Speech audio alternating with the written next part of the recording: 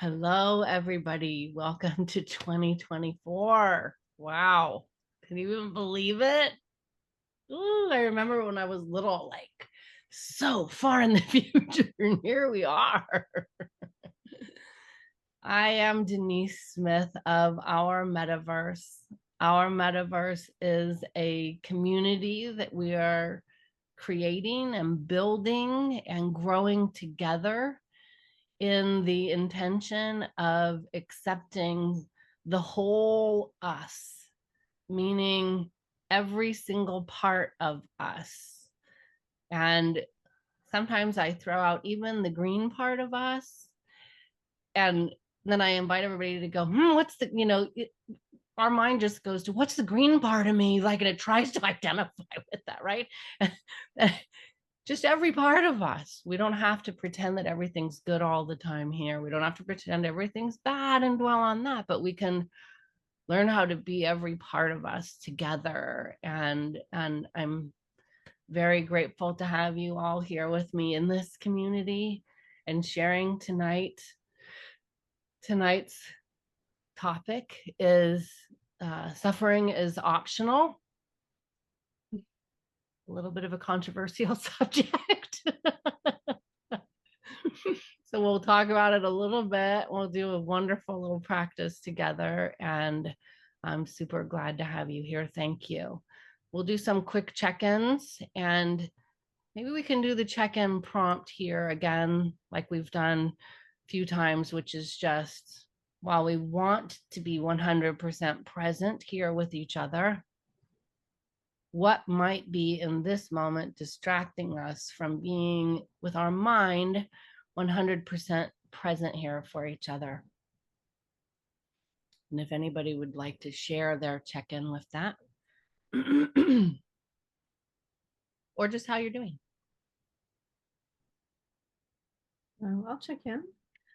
Well, I was thinking about what I was going to make for dinner, which is really silly because that's what we all do, right? And I'm thinking because I raced home from I was doing some shopping and wanted to get home and get on this call. But it's funny because silly things like that will tend to take up your, you know what I mean, your space. That when I'm really trying to be present and it's just a simple thing, but it's like, why can't I just not think about it? Because I really trying to train my brain to not think about what I'm going to be doing for dinner, like, which is in about, an hour. And I'm like, just be here now. Why can't I just be here now? So I'm working on that. And, it can be challenging, but I really want to be here now because I love sharing this time with you guys. And I think it's so powerful that us as women can come together and be a refuge for each other, like to be there for each other and hold that space for each other. It's so powerful, and it's such a blessing to have people to do that with. So yeah, really awesome. And yeah, I'm happy for the new year of 2024. I did have a decent, like, pretty cruisy holiday, and I did that with intention. Actually, I really tried to purposely slow things down, not over plan, not overspend, not over expect. That's what the expectation thing I'm really working on. A lot of that leads to disappointment. Denise and I have talked about over. So it's really starting to stick with my mind and trying to really, I really practiced that over the holidays, and it was really helpful. So I did have a very pretty mellow holiday, and I wouldn't put too much pressure on myself or anyone else. I just sort of kind of let it flow. And that, of course there was, there's always a little drama here and there, but overall it was really good when I put those things into, and I made it an intentional, effort to put those things into practice. So, so yeah, things went pretty good. And yeah, so that's great. Oh my God, thank you so much, you guys. Thank you. Thank you. I guess I can reiterate, just for anybody who might watch this in the future, that our check-ins are shares that don't have any response other than appreciation that somebody does share, and a space for somebody to get that out. Would anybody else like to do a check-in?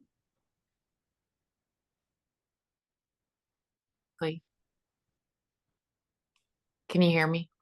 Okay. Yeah. She was the first time I came on. I'm not happy with my computer situation. My laptop died, so I'm holding an iPad. There's terrible lighting. I love your background. like whatever. But I'm so excited for the talk I have to learn after this holiday experience, where I know now I think I need to prep before, meeting with family, and just being praying and being prepared for bad behavior, because more compassion would help. But whoo, I got a lot more to learn. We all do. We all do. Thank you, Stacy. Anybody else?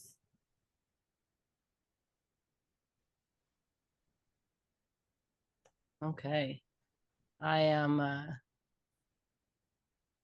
don't think I shared this yet in recording. I am like 2 days out of my 9th day of COVID, where my family's finally decided they can go around me again.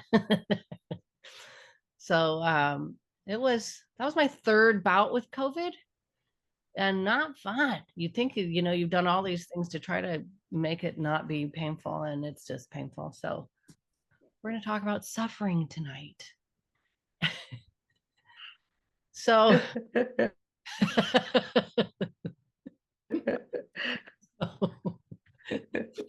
Wendy and I are going to get laughing, and then we'll need a 5-minute tangent now. So I was talking with Annabella a little bit about this class and saying that the class is going to be on suffering being optional. And she said, how can you say that when you take a look at the 4 noble truths?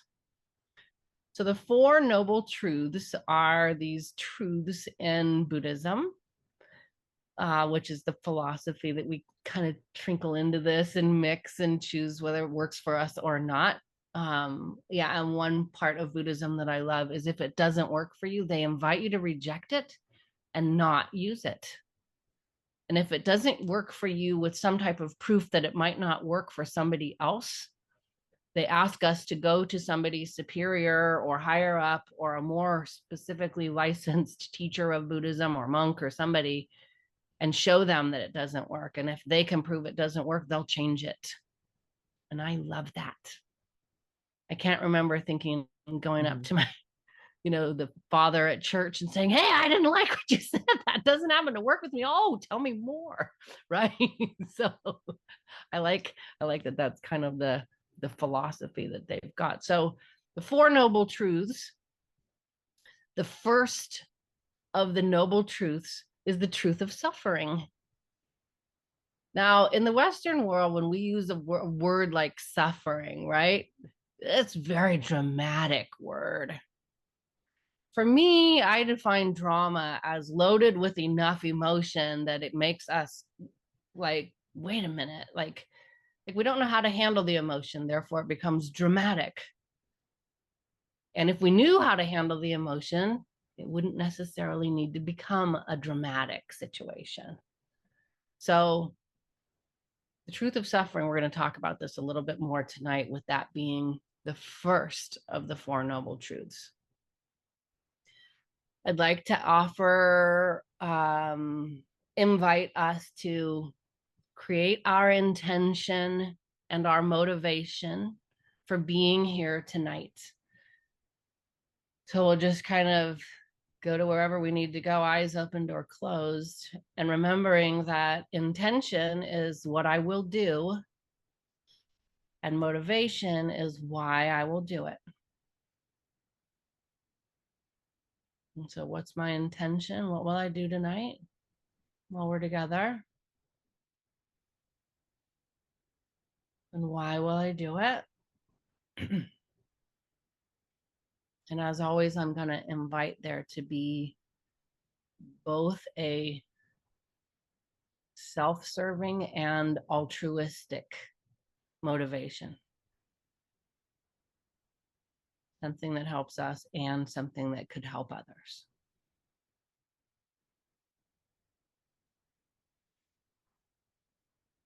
And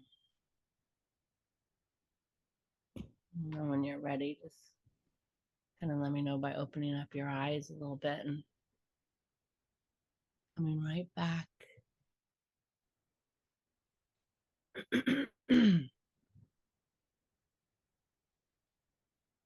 So I'm going to try to take us back to these 4 noble truths. Whoa, my gosh, noble. There's a whole reason why they're noble. I don't have that note with me right now.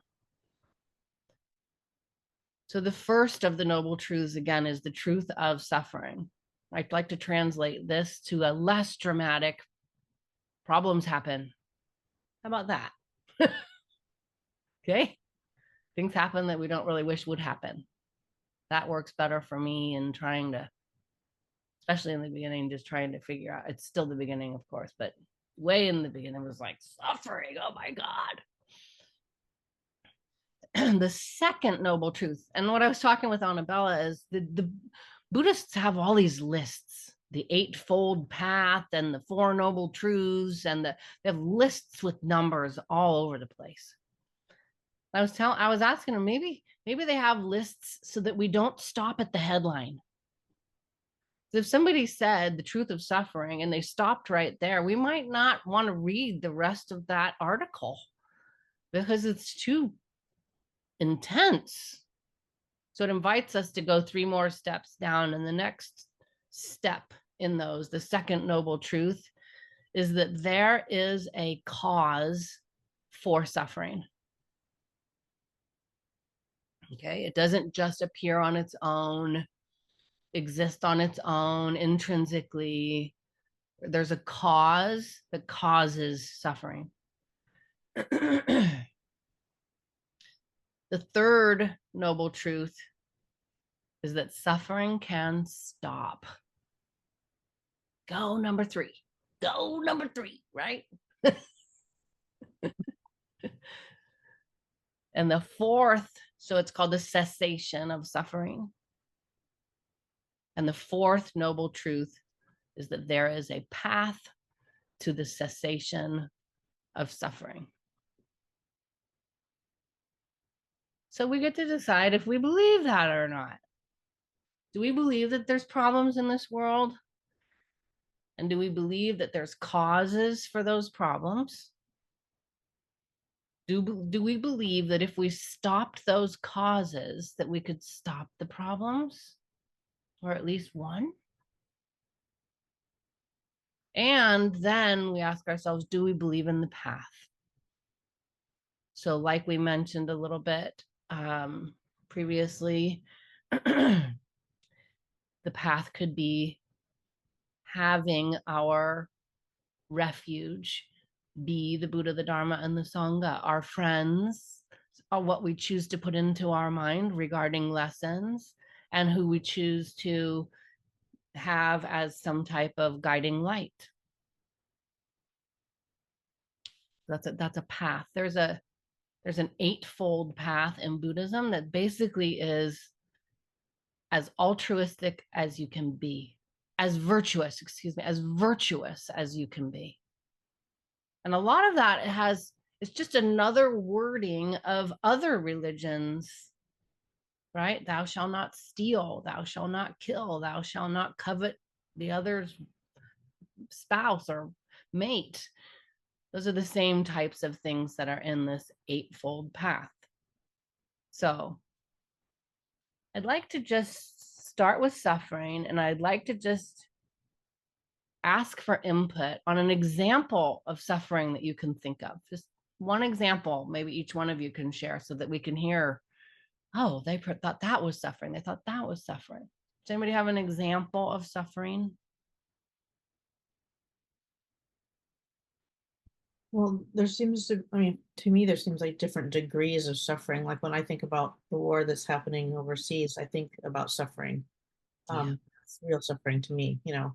Yeah, And that's a hard one for me because for all of us, because it's very painful that we don't know what to do or how to help so much. But that's when I think of suffering right now, that's what I think of.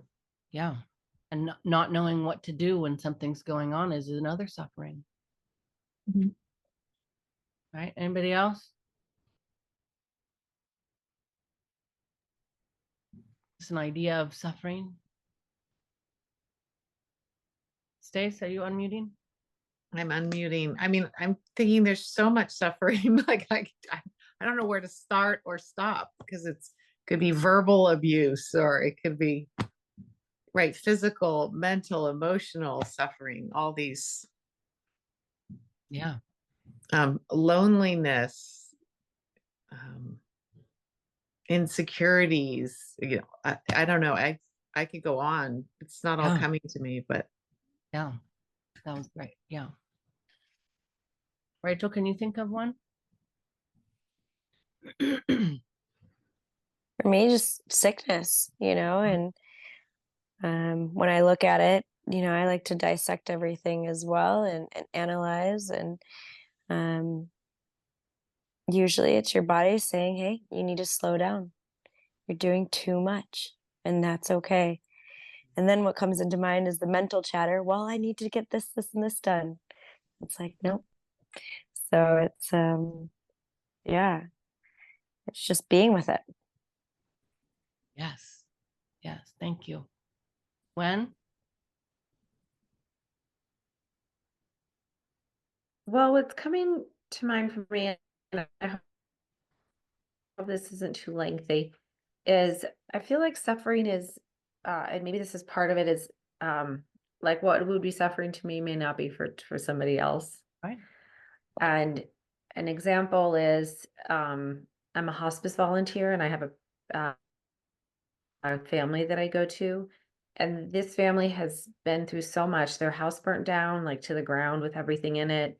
The wife had a stroke after, she's paralyzed, and they are the most positive people. Like for me, thinking about that, I would be like, that would be suffering for me. And it's, and I'm, and when I walk in, I'm like, how are you guys doing? Doing great. Had a really good week, and I'm like, wow, I have a lot to learn from them, uh, for sure. And so sometimes I think, I mean, obviously the war is, I don't think anyone can, that's not an attitude, the situation that these people are in Gaza is just terrible. But I'm just thinking more our life and what would be suffering for, our life that we have here. And those would be things that would feel like suffering to me. Yeah. But I was thinking in my head how it isn't for them, or maybe it is and they're not, I don't know. Anyway. It can be different, right? It's a different observer of it. Mm-hmm. There's a different experiencer of it too. Doesn't have to be the same. Yeah. Kirsten, you want to share?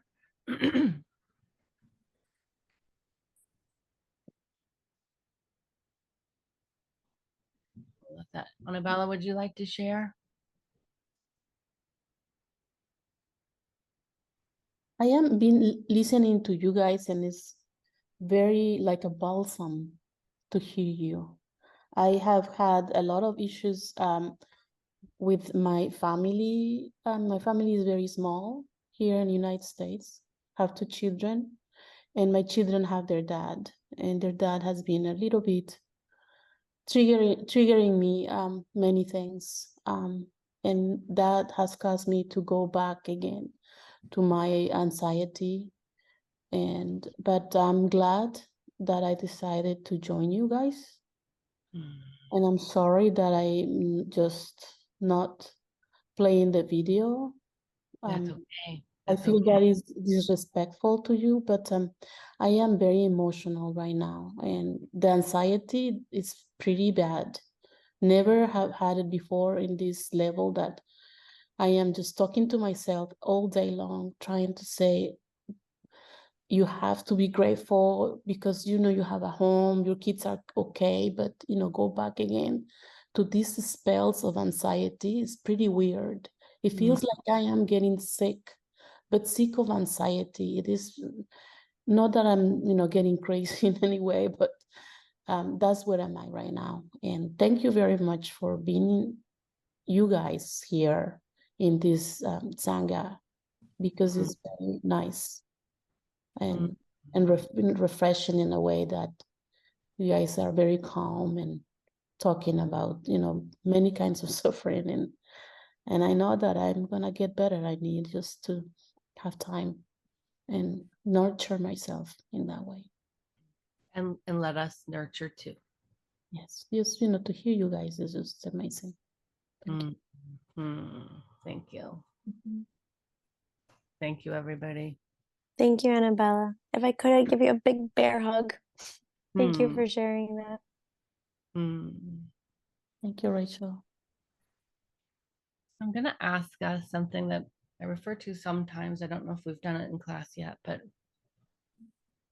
have you ever heard somebody say, I just can't stop thinking happy thoughts?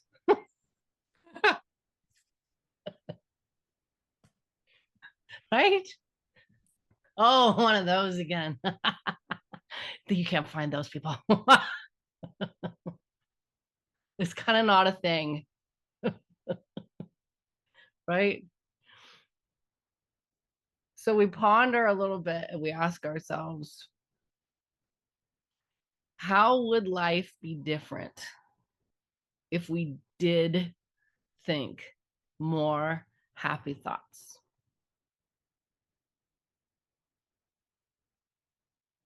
And I want to qualify this a little bit. Fake happy thoughts will not make the effect on us, not the effect that we want. We would know. We would know we're faking it. Therefore, we would know we were lying or deceiving. And we would not get what we're looking for if it were fake. It would be like the wrong energy that we deserve because we didn't put out there what we truly were thinking and feeling. So if we can learn how to change our perspective in a way that gave us truly more positive thoughts, we actually can become more happy, and we can become more happy for longer. And I want to share that I believe this is something I am absolutely experiencing in my life because of the Buddha Dharma and Sangha, because of something that helps guide me and people like you who help hold me, and the lessons that I can refer to online or wherever that are there for me when nothing else or nobody else might be. And I can remember times when I had, like, I'm taking the shower and I'm just mad. And I think I'm so right that I perpetuate these really mad, not kind thoughts in my mind towards somebody, or maybe at myself. I don't feel like that was I'm not giantly self-critical to the point where you're always bad and you're always, but come on, niece, you can do better.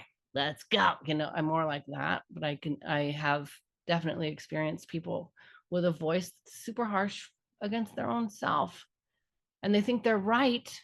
And so they believe that voice, and then they perpetuate that voice. And that voice digs this pathway in our mind that we just believe that that's what is, right? So in my experience, I hear myself start to criticize somebody, then I just say, who am I harming? They don't even know I'm thinking that. And I'm sitting in here in this negativity. Like, those thoughts are what's harming me. So maybe as soon as I find myself starting to get on that train of negative thought, I can stop and say, this is doing nothing that is of benefit to me or the other person. And try to just end those thoughts as fast as I can catch myself thinking them, so that I don't perpetuate them and they don't become the norm in my mind. and I can start to at least have less negative thoughts, right? We have to start somewhere. It's not like we go from super harsh criticism of something to I love that thing or I love that experience. Like it has to, how about I don't criticize it as harshly? How about I give that person I used to criticize so hard a chance of maybe being a good person somewhere in there, somewhere, even though I can't see it. Right? We just start somewhere. Is there a possibility that my negative thoughts don't need to be so harsh? And I have experienced catching those thoughts sooner, stopping them faster, and being able to see the good in people way easier. And so I'm sharing that because I don't want it to feel like it's a dream. I want you to feel like it's realizable. It's something that if we can know what our thoughts are, we can actually come to a point of making them healthier thoughts. And I'm not sure that we'll get to the person that gets to be saying, I can't stop thinking happy thoughts. But we could say, I'm having more happy thoughts. So I'd like us to think about suffering today as optional. I'd like to talk about suffering in this instance, meaning the story that we add on to pain. Sometimes this is referred to, or actually I want to make it more clear, the unnecessary, unuseful story that we add onto our pain. Can you think of a time that it's been really useful to think poorly of somebody and then think 10 more poor ideas about that person? That like caused more happiness for yourself or for them? I think my righteous Denise loved that. I wanted to be right and I could prove that they were just that evil, and look how right I get to be. And right mind is one of the eightfold path. Like you don't have to be right. Righteousness, I think it's called right mind, it's called something else, but righteousness is not a benefit to us, needing to be right. So we call the first pain, let's say I get hurt on my shoulder. Actually, I was walking through a botanical garden today and this thing came down and landed on me, and it was from like 50 feet up. Oh, wow. Right. And you know, I could have gone, oh, of course it picked me because I always have things like that happen because that's how the world treats me. Right. And I could have gone on and on. Or I could have been like, that was like the coolest animal in the tree dropping something gently on me because I'm the chosen one, because that's how life treats me. I'm the chosen one. As if something good's going to happen from that little thing. I mean, I could go down a million different stories of why did this thing hit me out of all people today when I was at the botanical garden. And the story would be something added onto the pain of it hitting my arm. So we call the pain the first arrow, and we call the story the second arrow. So imagine a bullseye, right? And you shoot this arrow and think, ouch. And now it hurts. And so how are we going to handle that pain?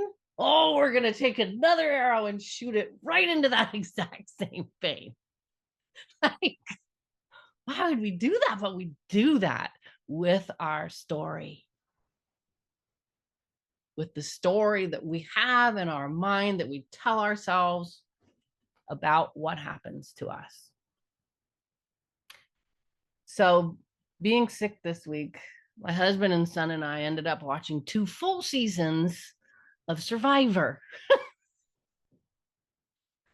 And in Survivor, there are physical challenges and there are mental challenges that they do. And there was this one where they had to put their arms around this like telephone pole and put their legs around this, and they're like up off the ground, like 8 feet or something like that. And it was who could hold on the longest to this telephone pole. And I don't know, there's 8 people or something like that doing this. And this one woman just held on, outlasted everybody.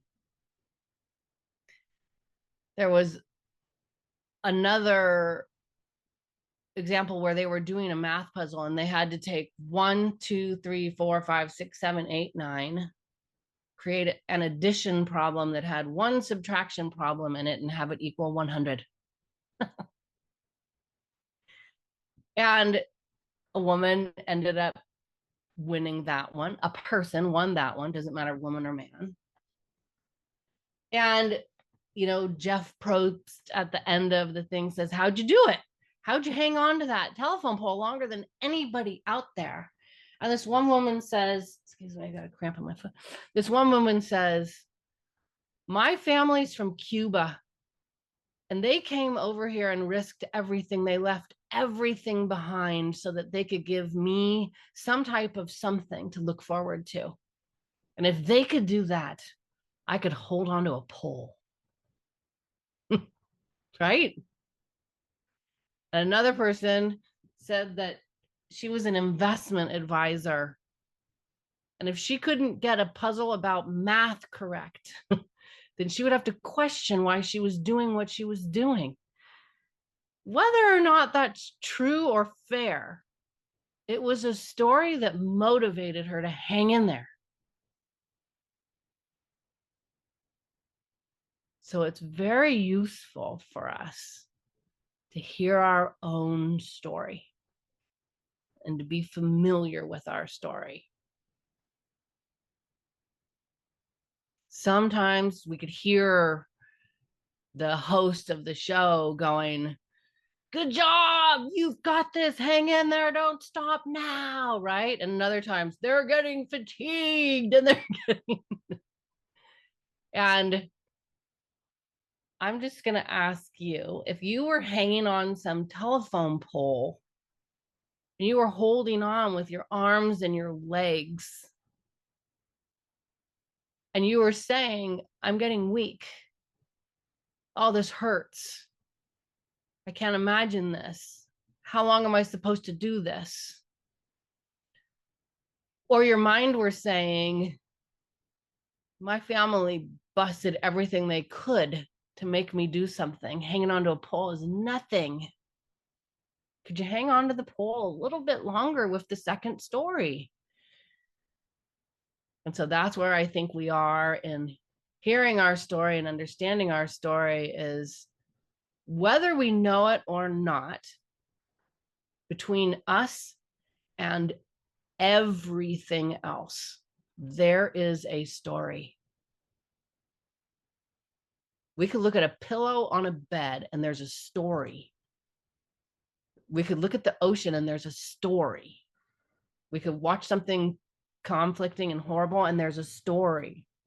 So that story, I like to think of as our mind. If we could make that story more positive, if we could be our own person going, you got this, niece, hang on to the telephone pole. We're our own host, cheering us on and making us feel like we've got it. We can. We know it. We deserve that support. Could something change for our own life? So an effective way to hear our own story is meditation. And the reason I think meditation in groups is so nice is because honestly, when I first started meditating, I think it was Karuna at the time, I said, I'm afraid to do it, especially for 20 minutes or something like that. He said, why? I said, I'm afraid I'll get in there and I'll never come out. He was like, get in where? You know? I thought it was like this cave that I would get lost in, right? And so I needed to be in a group to be able to go, they're still here. There's still something familiar to me. I'm not all the way down this hole. Like, it's okay. So I'd like us to do a little meditation together where we're going to try to hear our story and think about suffering. And I'm going to ask some questions. This is a time I'd like to invite you to go to the bathroom, to grab a drink, to get a comfortable position for yourself if you're not yet. Wendy, you look pretty tired. I'm hoping that the prompts in this story will be activating enough. But if you decide that you need to go nai, that's okay too. Okay, if you relax into it and that happens, let it be. Thank you. I'm gonna do a couple little stretches. Yeah, go for it. We're gonna do a breathing exercise to get us really calm. So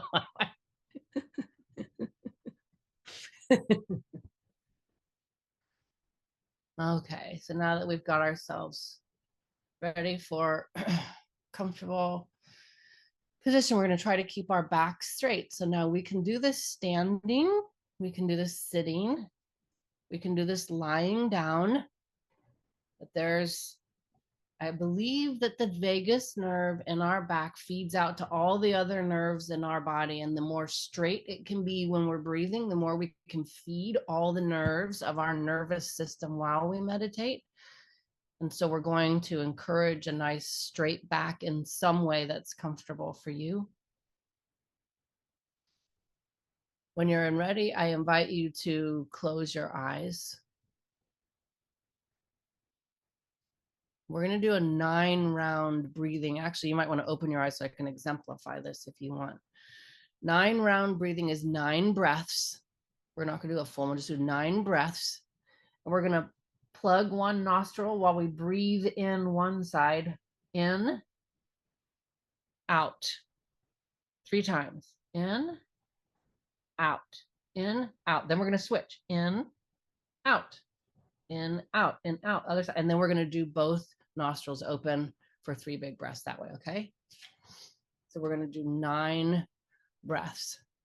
And you can start at your pace, or you can have me guide you through this and follow. And if you get to a point different than where we are, just go back to normal breaths, okay? So we can start with covering up the left nostril and breathing in through the right nostril. Covering the right nostril, breathing out through the left. In through the right.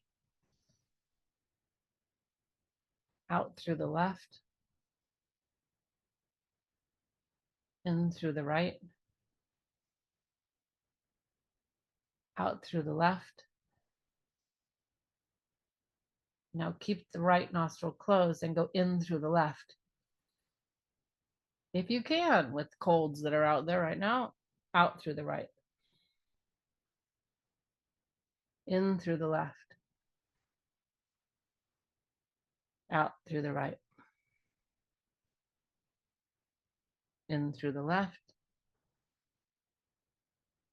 Out through the right. And if I'm going too fast, definitely slow it down to your pace. And then in through both. And out through both. In through both. Out through both.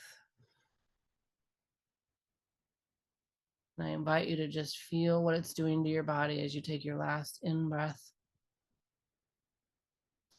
And then out breath. And then just go to your normal breathing. And now in your best meditative place. For me, that's with eyes closed. Straight back and eyes closed. Really feel into the relaxed body that you have right now. Pay attention to the fact that it is relaxing.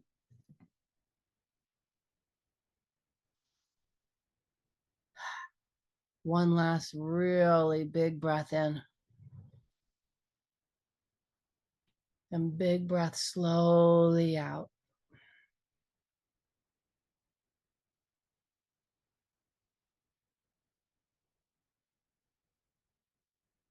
And I'd like you to ask yourself, if you were to open up to every bit of what is inside of you, what might possibly be there? Not afraid of any of it. Open to all of it. What could be there?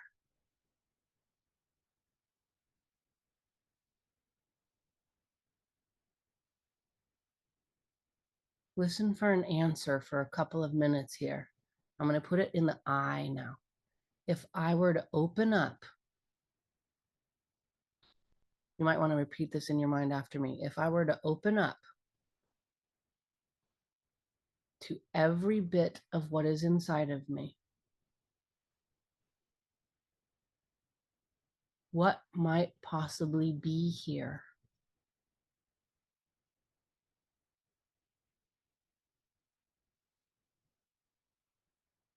Just take a minute to think about that.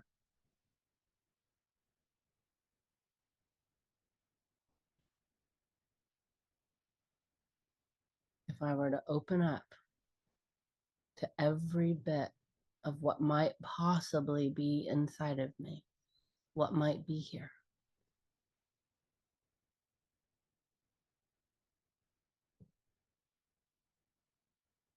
And notice, where does your mind go when I ask this question? If I were to open up to every bit of what is inside of me, what might possibly be here?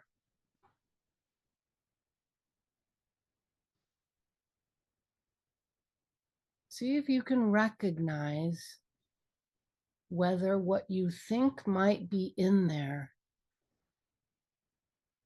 is filled with more love than you could ever imagine.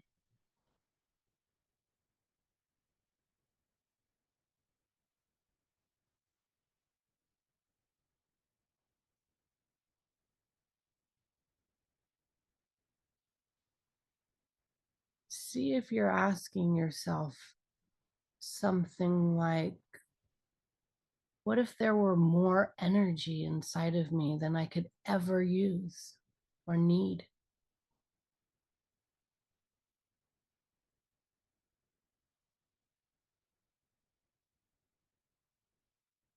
What might possibly be in there?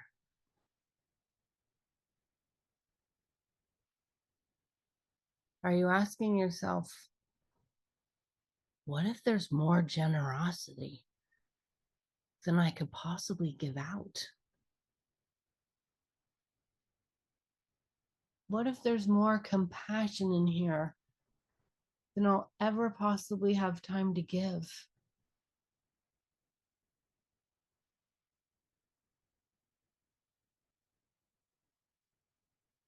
What would be different in your life if you automatically were open to the endless love that's inside of you?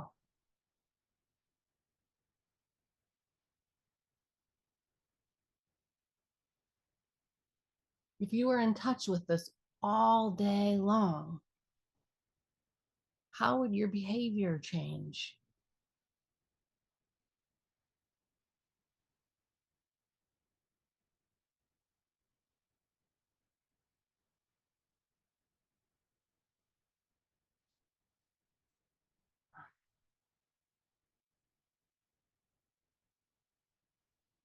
How would it be if you were channeling this endless amount of energy on a daily basis?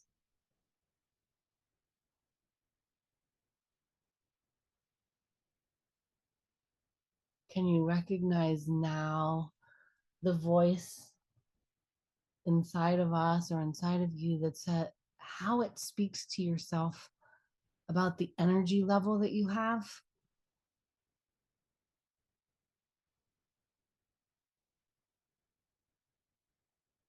Does it tell you you've got endless energy? Just tap it and let's go.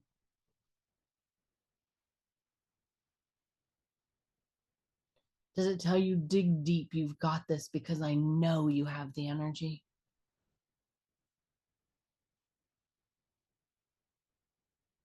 What would be different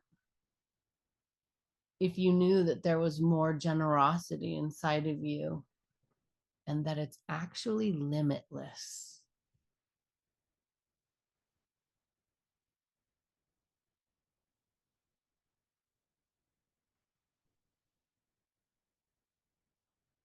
How would your thoughts to yourself be with regards to this generosity?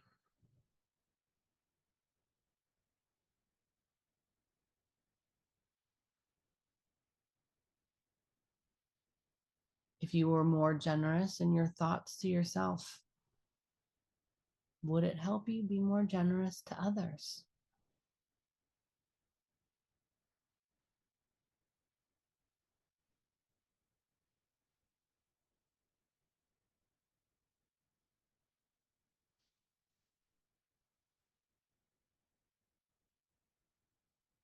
Can you feel the limitless reservoir of compassion? With all of these, we call them the potential amount of compassion inside of us. The limitless potential for love and energy and generosity and compassion. Can you feel that potential? Being with others without an agenda of your own, just to be with them in their suffering. Now, this does not have to mean that you're with one person who you give everything to and that person takes you down. This means by your choice, you decide who you can effectively be with in a way that will help that person.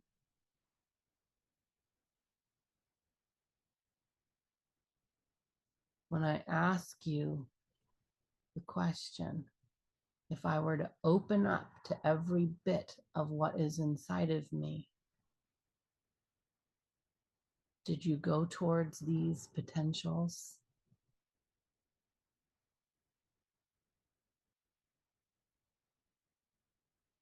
If you have more love, energy, generosity, and compassion inside of you than you could ever use up, where would you choose to use it?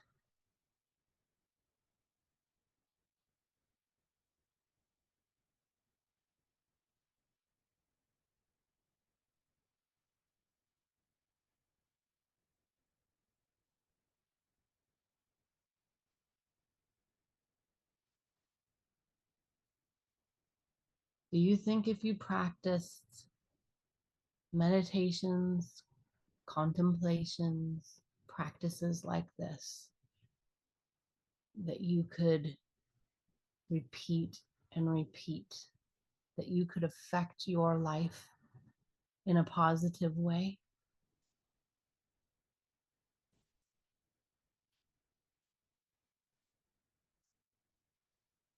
And when you're ready, just wiggle your toes a little bit and your fingers a little bit.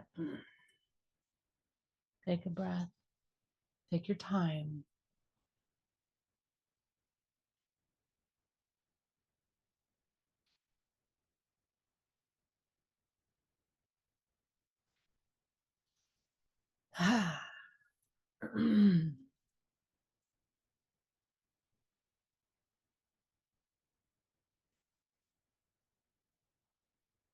When you're ready, we'll share some reflections.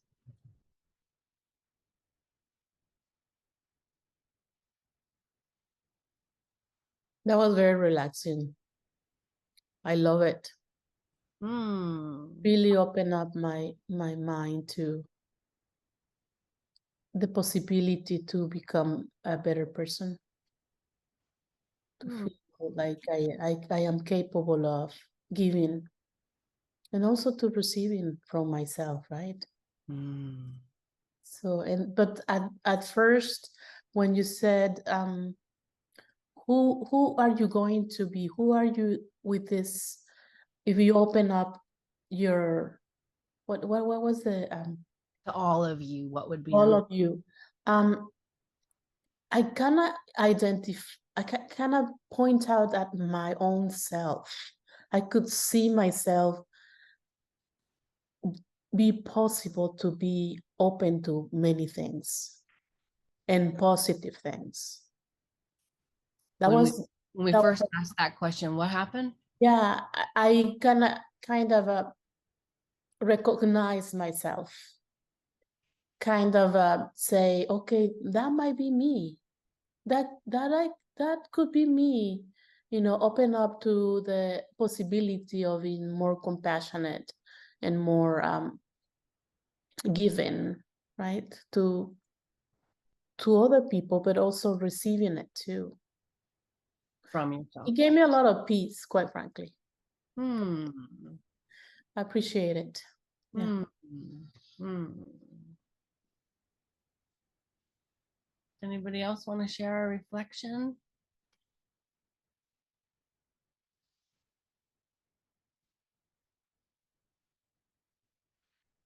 Rachel, you want to share?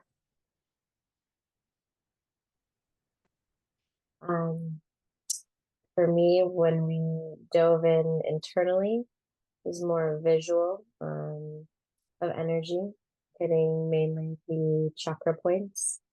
And it was just this bright beam of golden light from each point all the way up to my crown chakra. And it was just this opening of incredible, amazing, loving, brilliant, wise energy, like an ancient soul. And I just really fell into that. And it was just felt great. It felt really good. And when we got to kind of see, when we tap into that, like, who do we really become? I saw myself and the potentials and where I'd invest my energy, and that truthfully is where I put my energy now, and that's into my kids, into my family, into my love, and it's right by the ocean, and filling our cups every day, just by being in each other's company. So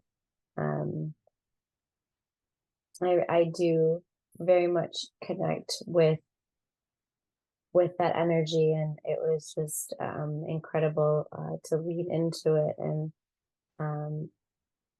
just know that I am, for the most part, aligned with that, and I strive to do that on a daily basis. And I have to say, it's the people I surround myself with, far few and in between, and I'm very selective of where I invest my energy and my time.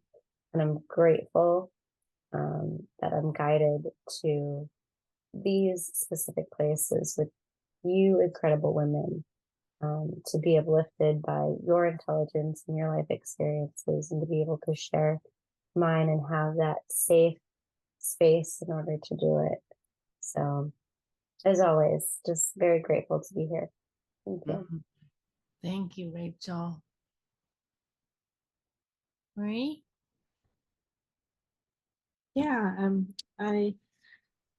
it was really neat. It was when you were just guiding us into kind of like into our bodies, into like this what was inside there. Um, it was interesting because I kind of had a visual, and mostly what came up was just a lot of love. But then there was a few parts I had to be realistic that there's a little bit of pain there, a little bit of um, old stuff that is around, but just kind of hanging around, that still has been somewhat worked through, but still needs a little more, but mostly love. So it's the dominant thing there, and it's huge, and it's so much. And so being able to just feel that kind of growing and like that expansiveness of like, yeah, there's so much, I have so much that I don't even know if I could give it all away. Like, how would I do that? So it's really that nice feeling of, wow, it really does, the love inside of you really does, there's so much bigger than the pain that's there, even if there's old pain or still, sometimes, just from past experiences, we have some old lingering pain and it's so funny because we tend to focus on sometimes just that even though it's the smaller part, you know what I mean? Like the love is the bigger part, right? But even though we keep, just like with negative things, we tend to dismiss all the good stuff and we just focus on that one negative thing, right? It's like, oh wait, why are we doing that? I mean, of course, it still needs attention, and that even needs love. It needs to be worked through, and all those things. So there was the things that were there were not that big. The pains and the things that need to be worked through, maybe a few resentments and things like that. So it was just really nice to go inside there and look around, and just to feel around, really, And so that's kind of neat. So it just kind of showed me kind of gave me an idea of where I'm at. Because sometimes you're not going inside as much when you're doing, you're kind of outside, and we really want to, try to be inside, because that's where all the good stuff is, right? That's where all the realness comes from and all of that. So yeah, so just refocusing our energy to be inside, inside these, our hearts and our bodies. That's what when you said go inside, the first thing that I saw was my heart in it, and that was really cool, kind of like I was just in there. So it was really neat. So I really did enjoy that exercise, and now I feel really relaxed and peaceful, and it just feels good. So thank you. When? I would love to. Um, I was trying to keep my eyes open because I am getting tired, so I don't think it went as deep as I probably could have. But what I really felt was like you talked about this a couple times ago, like when you just strip everything away, all of our masks and all of those.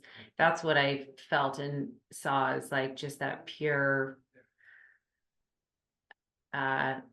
true self, I guess, and and how that's just infinite, full of all of the things that you were mentioning. But it was coming back to me. I don't remember if it was the last one or the one before we were talking about the masks, but that's what I was picturing the whole time, is like just getting rid of all the like things that we put up throughout the day and the things we have to do to kind of get through our day, and just taking a minute to remember, that we are just, I don't know, at the purest form, just love. And so it was nice. Thank you. You still there, Kirsten? Yes, I am. Thank you.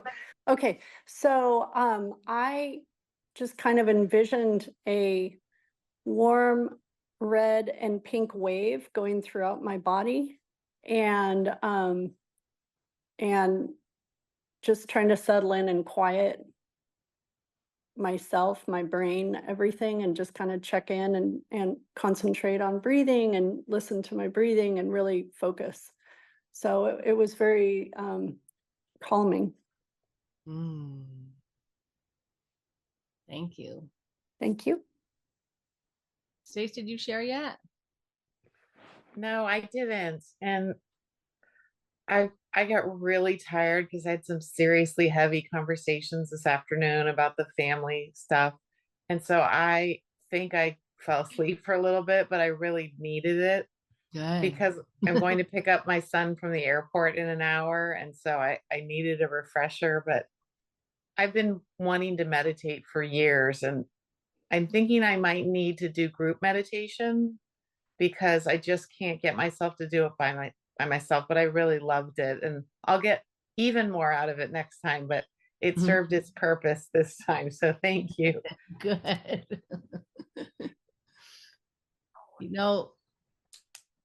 I guess I want to ask this, and I can share this too. When somebody would ask me, go inside of yourself, and if you were, what would be there?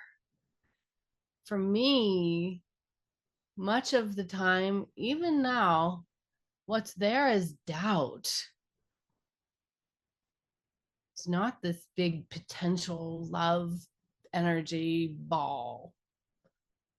It's, what do you think you're doing? You know, this, I guess when I say I don't have negative talk, I do have negative talk. It's not like you're the most awful person in the world, but it's gentle, like, what are you doing? And what are you thinking? And why do you think this is your spot? And I have to ask myself if that doubt is my voice, and it's not. It's somebody else's voice echoing to me that stays in there for some reason. It's not always easy to get rid of. And so when I talk about suffering and the cessation of suffering, and I have to hear a voice, I have to recognize that the most pronounced voice for me can be doubt sometimes.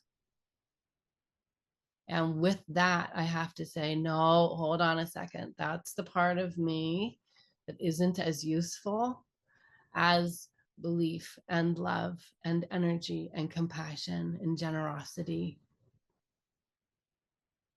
And so once I can get myself to a position of saying, this is so much more useful, then I can tap into the endless potential inside of me that can give. Then my mind starts going like my whole face like lights up, because you're like, and then I'm going to write books and I'm going to share it with people. We're going to 100 people in our song and we're going to do it. And I start like imagining these beautiful, more wonderful, connective human experiences rather than the self-isolating, delusional mindset of doubt. In Buddhism, they call it a delusional mindset, a mindset that is harmful. It's not something that creates long-term happiness. So I think we're 10 minutes over time. I'm sorry for doing that. I'm open, if you guys are, to questions and comments and what to take forward and anything that you want to add to tonight's practice together. Well, I did want to point out that if you didn't facilitate this for us, I don't think we'd be here right now. So I'm glad you didn't listen to that voice that's trying to doing that. And also, you know, I don't know if this helps at all, but if you would looked at it as an act of service, which it actually is, because look at all the people you're serving right now. Then you could tell that little voice to just be quiet, or maybe just shut up. No, because you know, zip it. Yeah, because I'm trying to help these people. Okay, so stop.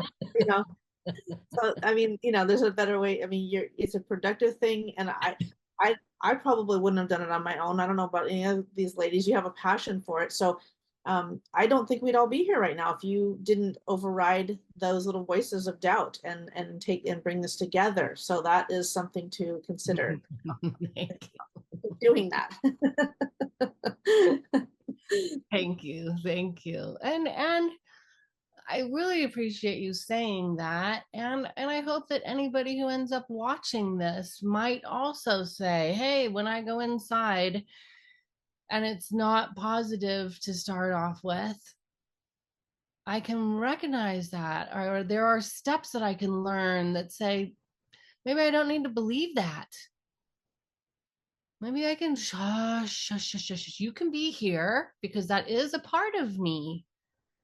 I don't want to reject that part of me. There's some lesson in that doubt for me that I still need to work through. So I want, come on, doubt, come sit right next to me. I know you. Sit right here.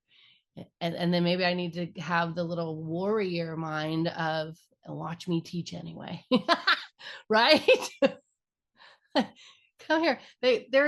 Who was it? I forget what teacher it was, but they said, you know, I'm going to go do this great thing. I'm going to go speak to 100 people as the keynote speaker, or whoever it was, thousands of people, and doubt you're going to be here with me. Who was it? And you come along, you are absolutely welcome. But I just want you to know that we're in a van and you get to sit in the back seat of the van. The third row. You don't get access to the keys. You don't get access to the steering wheel. You don't get access to the gear shift or the gas pedal, but you can be here. But I got the control of this show. I forget who that was, but that was this thing like, you didn't have to be kicked out because you are part of my reality. You just don't get a drive. Oh, that's exactly right. Because when you do let them in the driver's seat, then that's when you go, whoop, that's when you don't do the things that you Off really the cliff, right? or just don't, or this just something like this doesn't actually come to fruition or happen because of the doubt or fear. Who do I think I am? Blah, blah, blah. You know what I mean? And that might be there sometimes. And maybe that keeps you a little bit humble. Maybe there's a good place for that, right? Instead of, Mhm. oh, I'm you don't want to be one of those people who's this egotistical know-it-all and I teach everyone and I'm this. We don't like that. No one likes that. But that's not it. It's a little bit of room for both, right? Like I said, it's a little bit of room for that humility there. So I think it's a good thing.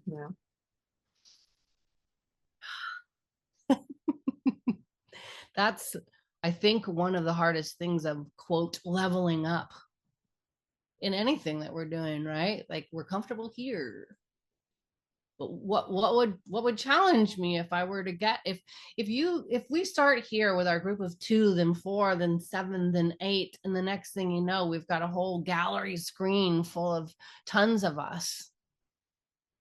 Can we keep that in check so we're still real? Can we keep that that doesn't make one person better than another person, but maybe we are allowed to service more people that way. I hope, and I appreciate you being here with me so that I can keep hoping. I want to offer a dedication. I think we did really good work tonight. First, I want to offer that somehow we remember that limitless potential inside of all of us for just beautiful, beautiful things.